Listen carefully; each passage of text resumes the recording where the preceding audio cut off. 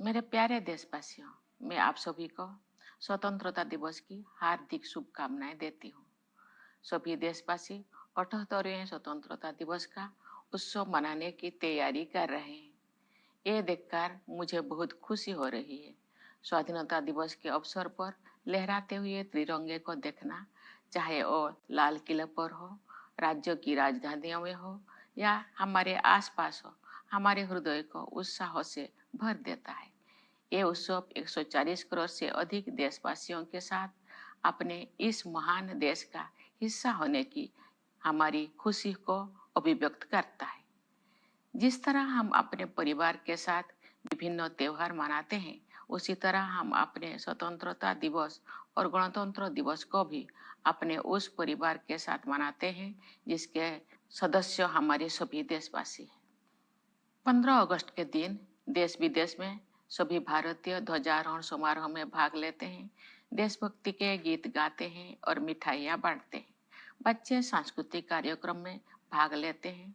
जब हम बच्चों को अपने महान राष्ट्र तथा भारतीय होने के गौरव के बारे में बातें करते हुए सुनते हैं, तो उनके उद्गारों में हमें महान स्वतंत्रता सेनानियों की भावनाओं की प्रतिध्वनि सुनाई देती है। हमें ये अनुभव होता है कि हम उस परंपरा का हिस्सा है जो स्वाधीनता सेनानियों के सपनों और उन भावी पीढ़ियों की आकांक्षाओं को एक कड़ी में पिरोते हैं, जो आने वाली वर्षों में हमारे राष्ट्र को अपना संपूर्ण गौरव पुनः प्राप्त करते हुए देखेंगे। इतिहास की इस श्रृंखला की एक कड़ी होने का बोध हमारे अंदर विनम्रता का संचार करता है। ये बोध हमें उन दिनों की याद दिलाता है जब हमारा देश विदेशी शासन के अधीन था। राष्ट्रभक्ति और वीरता से ओतप्रोत देश प्रेमियों ने अनेक जोखिम उठाए और सर्वोच्च बलिदान दिए। हम उनकी पावन स्मृति को नमन करते हैं। उनके अथक प्रयासों के बल पर भारत की आत्मा सदियों की नींद से जाग उठी। अंतरधारा के रूप में सदैव विद्यमान रही हमारी विभिन्न परंपराओं और मूल्यों को पीढ़ी दर पीढ़ी हमारे महान स्वाधीनता सेनानियों ने नई अभिव्यक्ति प्रदान की। मार्गदर्शक नक्षत्र की तरह राष्ट्रपिता महात्मा गांधी ने स्वाधीनता संग्राम की विभिन्न परंपराओं और उनकी विविध अभिव्यक्तियों को एकजुट किया। साथ ही सरदार पटेल, नेताजी सुभाष चंद्र बोस और बाबा साहेब आम्बेडकर तथा भगत सिंह और चंद्रशेखर आजाद जैसे अनेक महान जननायक भी सक्रिय थे। ये एक राष्ट्रव्यापी आंदोलन था जिसमें सभी समुदायों ने भाग लिया। आदिवासियों में तिलका मांझी, बिरसा मुंडा, लक्ष्मण नायक और फूलो जानो जैसे कई अन्य लोग थे जिनके बलिदान की आप सराहना हो रही है। हमने भगवान बिरसा मुंडा की जयंती को जनजातीय गौरव दिवस के रूप में मनाना शुरू किया है। अगले वर्ष उनकी 150वीं जयंती का उत्सव राष्ट्रीय पुनर्जागरण में उनके योगदान को और अधिक गहराई से सम्मान देने का अवसर होगा। मेरे प्यारे देशवासियों, आज 14 अगस्त को हमारे देश विभाजन विभीषिका स्मृति दिवस मना रहा है। ये विभाजन की भयावहता को याद करने का दिन है। जब हमारे महान राष्ट्रों का विभाजन हुआ तो लाखों लोगों को मजबूरन पलायन करना पड़ा। लाखों लोगों को अपनी जान गंवानी पड़ी। स्वतंत्रता दिवस मनाने से एक दिन पहले हम उस अभूतपूर्व मानवीय त्रासदी को याद करते हैं और उन परिवारों के साथ एकजुट होकर खड़े होते हैं जो छिन्न भिन्न कर दिए गए थे। हम अपने संविधान की 75वीं वर्षगांठ मना रहे हैं। हमारी नवस्वाधीन राष्ट्र की यात्रा में गंभीर बाधाएं आई है। न्याय, समानता, स्वतंत्रता और बंधुता के संवैधानिक आदर्शों पर दृढ़ रहते हुए हम इस अभियान के साथ आगे बढ़ रहे हैं कि भारत विश्व पटल पर अपना गौरवशाली स्थान पुनः प्राप्त करे। इस वर्ष हमारे देश में आम चुनाव हुए। कुल मतदाताओं की संख्या लगभग 97 करोड़ थी, जो एक ऐतिहासिक कीर्तिमान है। मानव समुदाय इतिहास की सबसे बड़ी चुनाव प्रक्रिया का साक्षी बने। इस तरह के विशाल आयोजन के सुचारू और त्रुटि रहित संचालन के लिए भारत का निर्वाचन आयोग बधाई के योग्य है। मैं उन सभी कर्मचारियों और सुरक्षा कर्मियों का आभार व्यक्त करती हूँ जिन्होंने भीषण गर्मी का सामना करते हुए मतदाताओं की मदद की। इतनी बड़ी संख्या में लोगों द्वारा मताधिकार का प्रयोग करना वस्तुतः लोकतंत्र की विचारधारा का प्रबल समर्थन है। भारत द्वारा सफलतापूर्वक चुनाव आयोजित करने से पूरे विश्व में लोकतांत्रिक शक्तियों को ताकत मिलती है। मेरे प्यारे देशवासियों, वर्ष 2021 से वर्ष 2024 के बीच 8% की औसत वार्षिक वृद्धि दर हासिल करके भारत सबसे तेज गति से बढ़ने वाली बड़ी अर्थव्यवस्थाओं में शामिल है। इससे न केवल देशवासियों के हाथों में अधिक पैसा आया है, बल्कि गरीबी रेखा से नीचे रहने वाले लोगों की संख्या में भी भारी कमी आई है। जो लोग अभी भी गरीबी से पीड़ित हैं, उनकी सहायता करने के साथ साथ उन्हें गरीबी से बाहर निकालने के लिए भी सभी प्रयास किए जा रहे हैं। उदाहरण के लिए कोविड-19 के शुरुआती चरण में आरंभ की गई पीएम गरीब कल्याण अन्न योजना के तहत लगभग 80 करोड़ लोगों को मुफ्त राशन दिया जा रहा है, जो ये भी सुनिश्चित करते हैं कि जो लोग हाल ही में गरीबी से बाहर आए हैं, उन्हें पुनः गरीबी में जाने से रोका जा सके। ये हम सभी के लिए गर्व की बात है कि भारत दुनिया की 5वीं सबसे बड़ी अर्थव्यवस्था बन गए हैं और हम शीघ्र ही विश्व की 3 शीर्षस्थ अर्थव्यवस्थाओं में स्थान प्राप्त करने के लिए तैयार है। ये सफलता किसानों और श्रमिकों की अथक मेहनत, नीति निर्माताओं और उद्यमियों की दूरगामी सोच तथा देश के दूरदर्शी नेतृत्व के बल पर ही संभव हो सकी है। हमारे अन्नदाता किसानों ने उम्मीदों से बेहतर कृषि उत्पादन सुनिश्चित किया है। ऐसा करके उन्होंने भारत को कृषि क्षेत्रों में आत्मनिर्भर बनाने और हमारे देशवासियों को भोजन उपलब्ध कराने में अमूल्य योगदान दिया है। हाल के वर्षों में इंफ्रास्ट्रक्चर को काफी बढ़ावा मिला है। सुविचारित योजनाओं एवं प्रभावी कार्यान्वयन ने सड़कों और राजमार्गों, रेलवे और बंदरगाहों का जाल बिछाने में मदद की है।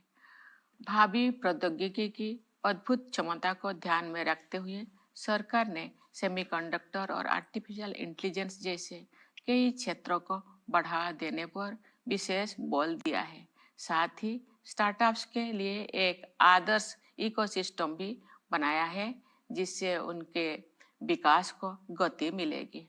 इससे निवेशकों में भारत के प्रति आकर्षण और अधिक बढ़ गया है। बढ़ती हुई पारदर्शिता के साथ बैंकिंग और वित्तीय क्षेत्रों की कार्यकुशलता में वृद्धि हुई है।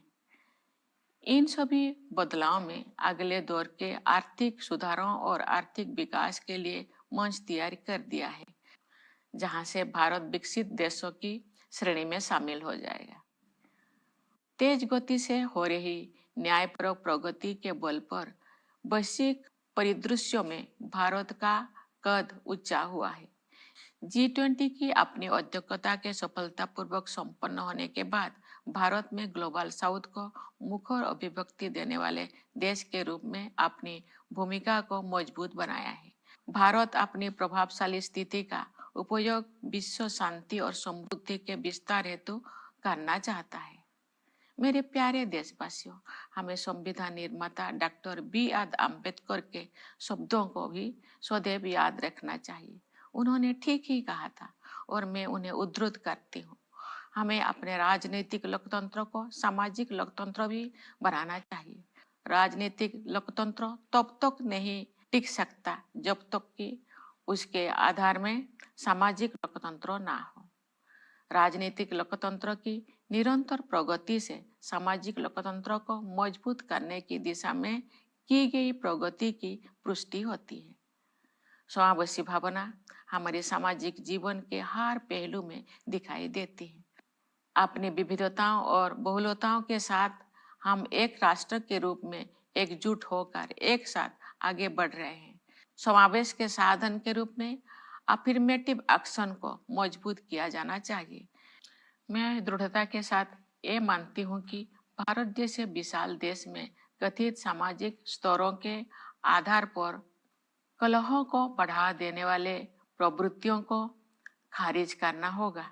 सामाजिक न्याय सरकार की सर्वोच्च प्राथमिकता है। सरकार ने अनुसूचित जातियों, अनुसूचित जनजातियों और समाज के अन्य हाशियों के वर्गों के कल्याण के लिए अनेक अभूतपूर्व कदम उठाए हैं।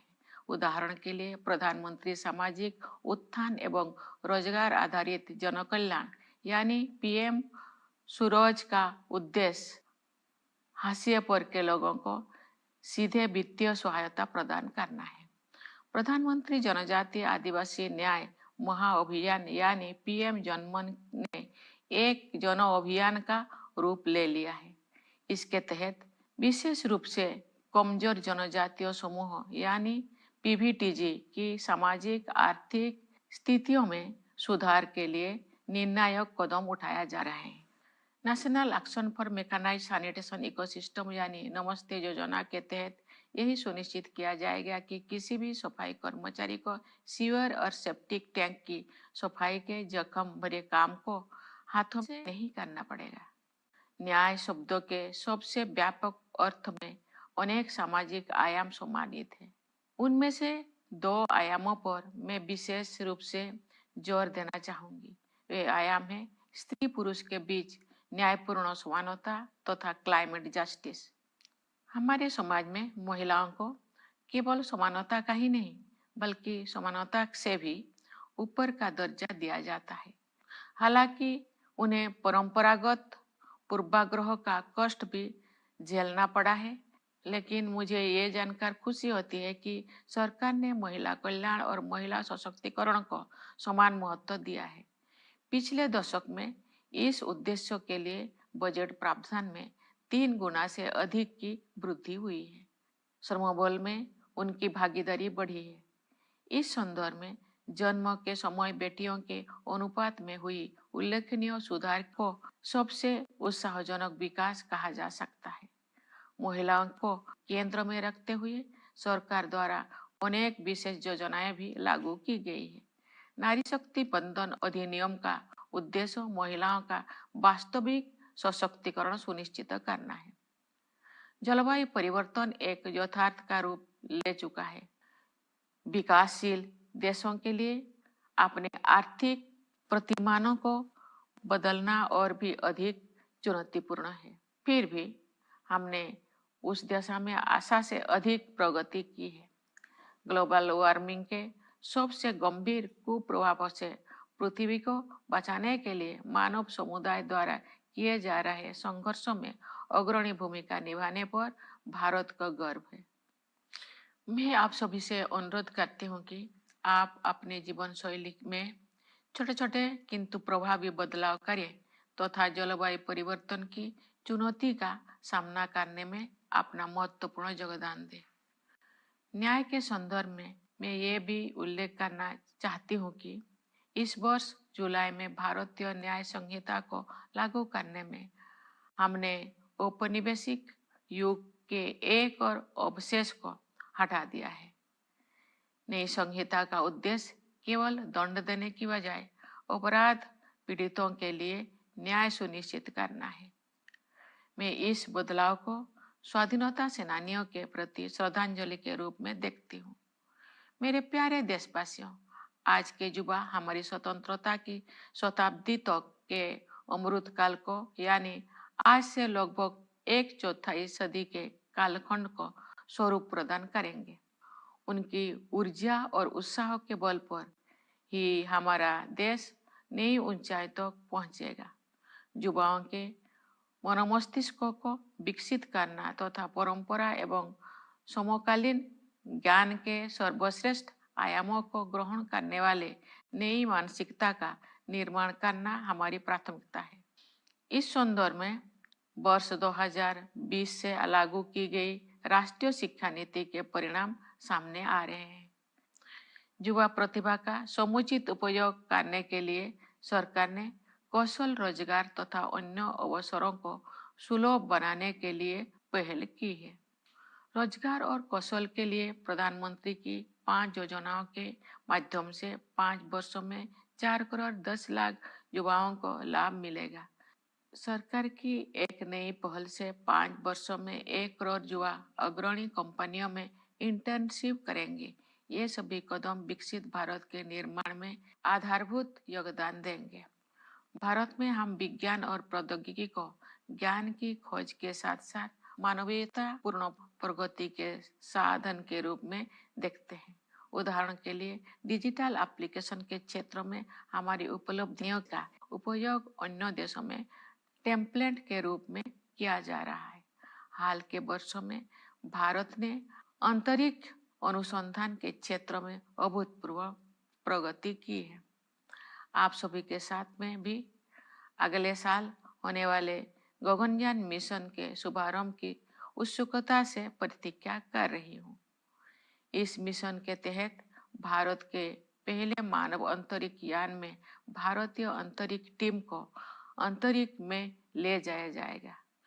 खेल के जगत भी एक ऐसा क्षेत्र है जिसमें हमारे देश ने पिछले दशक में बहुत प्रगति की है।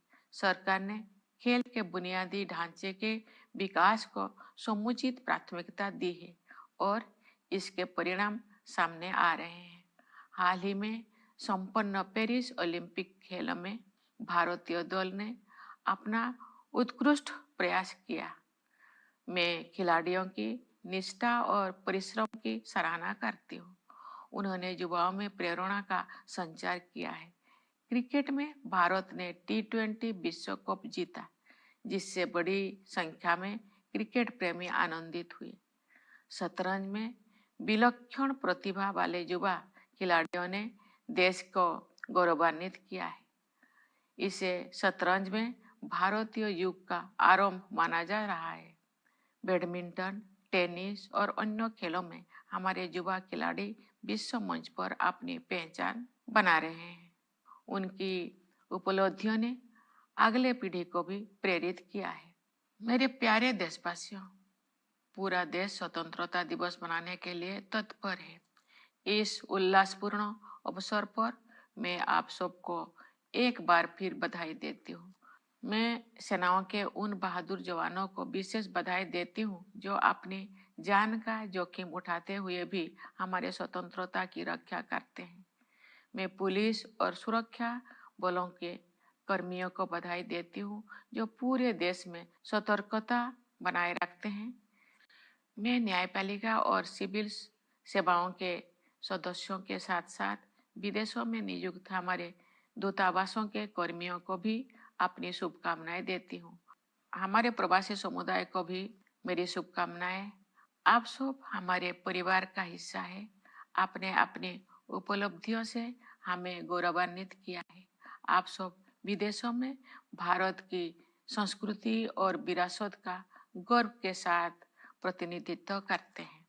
एक बार फिर मेरी ओर से सभी को स्वाधीनता दिवस की हार्दिक शुभकामनाएं। धन्यवाद। जय हिंद, जय भारत।